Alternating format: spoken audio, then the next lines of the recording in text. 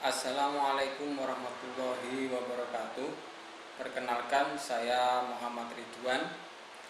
Hari ini kita akan belajar tentang IPS kelas 8. Pada bab 1 ini kita akan belajar tentang interaksi keruangan dalam kehidupan di negara-negara ASEAN. Apa itu interaksi keruangan?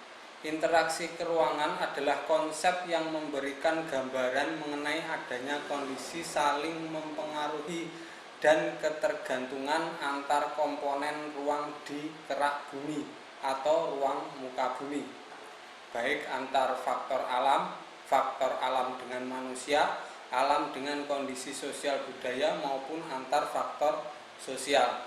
Sedangkan ASEAN adalah suatu perserikatan atau organisasi antar bangsa yang wilayahnya berada di kawasan Asia Tenggara. Nah, karena ASEAN berada di kawasan Asia Tenggara, kita akan belajar tentang Asia Tenggara. Saat SD atau MI, kita telah dikenalkan oleh guru kita mengenai nama-nama benua dari peta atlas dunia. Apa itu benua? Benua adalah wilayah di permukaan bumi terdiri dari beberapa pulau yang letaknya berdampingan sehingga mengelompok menjadi satu wilayah yang lebih besar. Benua yang terdapat dalam peta atlas dunia meliputi benua Asia, benua Eropa, benua Amerika Utara, benua Amerika Selatan, benua Australia, benua Antartika, dan benua Afrika. Sedangkan benua Asia ini dibedakan atas beberapa kawasan. Yang pertama Asia Barat, Asia Tengah, Asia Selatan, Asia Timur, dan Asia Tenggara. Jadi Asia Tenggara merupakan suatu kawasan yang terletak di bagian tenggara dari benua Asia. Wilayah ini terletak di persimpangan antara dua samudra, yakni Samudra Pasifik dan Samudra Hindia, sehingga berada dalam posisi silang atau cruise position atau jalan persimpangan lalu lintas dunia atau yang disebut crossroads of the world. Kondisi fisik kawasan Asia Tenggara, kita akan belajar tentang letak, batas, dan luas. Yang pertama, Asia Tenggara secara astronomis atau letak berdasarkan garis lintang dan garis bujur terletak antara 26 derajat lintang utara sampai 11 derajat lintang selatan dan 92 derajat bujur timur sampai 141 derajat bujur timur. Sedangkan secara geografis atau letak berdasarkan dari kenyataan di bumi, kawasan Asia Tenggara terbagi atas dua bagian. Yang pertama adalah daratan dan yang kedua adalah kepulauan. Daratan ini adalah daratan yang menjadi satu dengan benua Asia, dan daratan ini berbentuk semenanjung atau daratan yang menjorok ke laut. Sedangkan daratan yang masuk dalam kepulauan ini berupa gugusan kepulauan yang terpisah dari benua Asia yang dipisahkan oleh laut dan selat. Negara-negara yang terletak di daratan Asia itu adalah Myanmar, Thailand, Kamboja, Laos, Vietnam, dan Malaysia Barat. Sedangkan negara-negara yang terletak di kepulauan terdiri dari Singapura, Filipina, Indonesia, Malaysia Timur, Brunei Darussalam, dan Timor Leste. Batas wilayah Asia Tenggara. Secara geografis, batas wilayah Asia Tenggara adalah sebelah utara itu Tiongkok dan India, sebelah timur Papua Nugini dan Samudra Pasifik, sebelah selatan Australia dan Samudra Hindia, dan sebelah barat yaitu Samudra Hindia dan India. Luas wilayahnya secara keseluruhan, luas daratan Asia Tenggara adalah kurang lebih 4.512.802 km persegi Dan ternyata Indonesia adalah negara yang paling luas di Asia Tenggara dengan luas kurang lebih 1.922.570 km persegi. Sedangkan negara yang paling sempit adalah Singapura dengan luas wilayah kurang lebih 618 km persegi. Bentang alam. Kawasan Asia Tenggara merupakan pertemuan jalur pegunungan muda Sirkum Pasifik dan Sirkum Mediterania, sehingga kawasan Asia Tenggara ini memiliki banyak gunung api.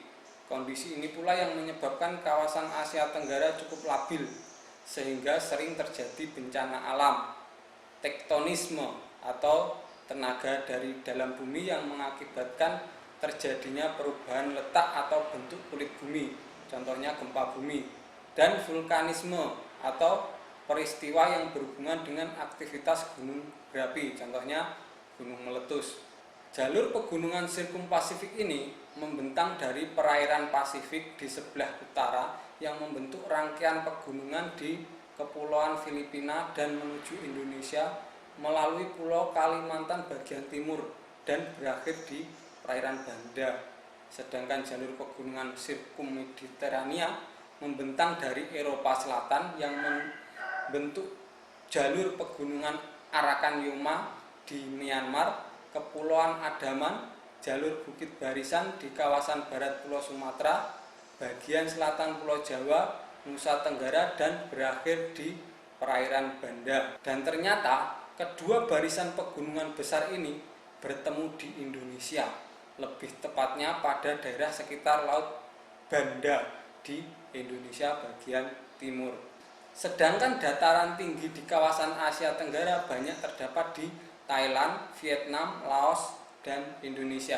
Sedangkan dataran rendahnya terdapat di bagian selatan Thailand, bagian timur Semenanjung Malaka, sebagian besar wilayah Singapura, sebagian besar wilayah Brunei Darussalam, Sumatera bagian timur, Kalimantan Barat, Kalimantan Selatan, serta di kawasan daerah aliran sungai.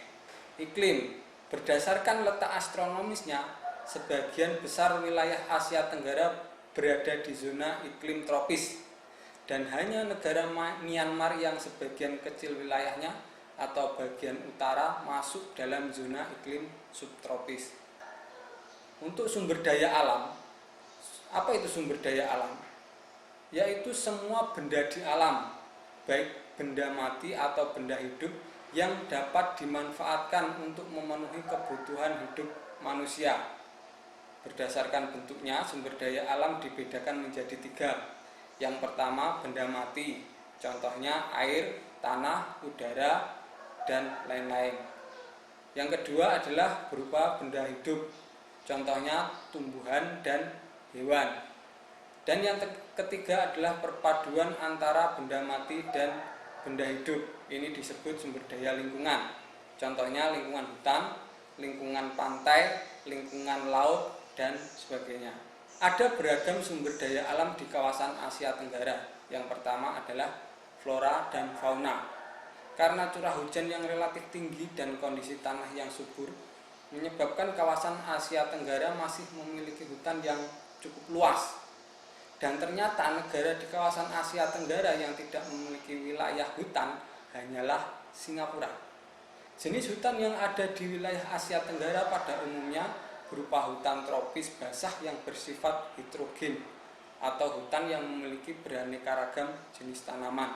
Jenis hutan lain adalah jenis hutan homogen, hutan yang terdiri atas satu jenis pohon dan biasanya merupakan hutan hasil budidaya, contohnya hutan jati, hutan pinus, dan lain-lain.